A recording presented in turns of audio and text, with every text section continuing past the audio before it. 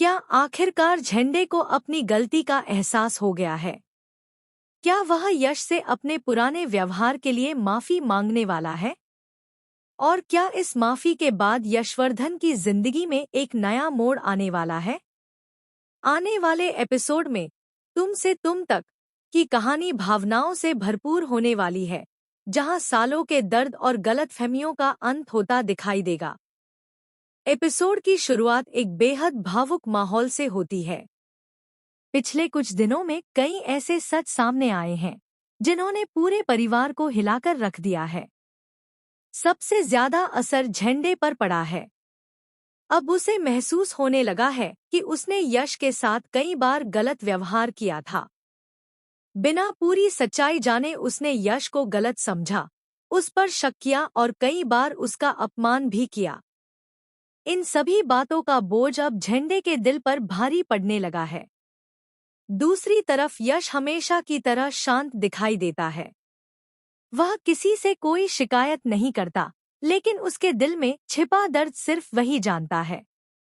परिवार के बीच रहते हुए भी उसने कई बार खुद को अकेला महसूस किया है। इसी बीच झंडे एक बड़ा फैसला लेता है।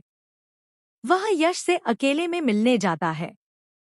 जब यश उसके सामने आता है तो कुछ पल के लिए दोनों के बीच खामोशी छा जाती है। झंडे की आंखों में पछतावा साफ दिखाई देता है। यश हैरानी से पूछता है, झंडे सर, आप यहाँ? सब ठीक तो है? यह सुनते ही झंडे की आंखें झुक जाती हैं। वह धीमी आवाज में कहता है, नहीं यश, सब ठीक नहीं है, क्योंकि मेरे दिल पर एक बोझ है जिसे मैं आज खत्म करना चाहता हूँ। यश उसकी बात सुनकर चौंक जाता है।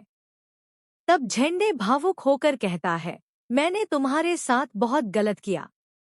मैंने तुम्हें समझने की कोशिश नहीं की। बिना सच्चाई जाने तुम्हारे बारे में राय बना ली।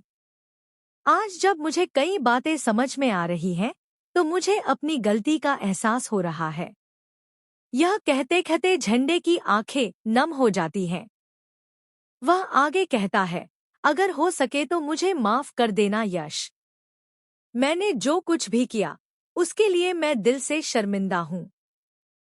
झंडे की यह बात सुनकर यश कुछ देर तक चुप रहता है। उसके सामने पुराने सभी पल घूमने लगते हैं। वह दर्द, वह ताने और वह संघर्ष जिनका सामना उसने किया था। लेकिन अगले ही पल यश ऐसा जवाब देता है जिसे सुनकर झंडे की आंखें भर आती हैं। यश मुस्कुराते हुए कहता है, बीती बातों को याद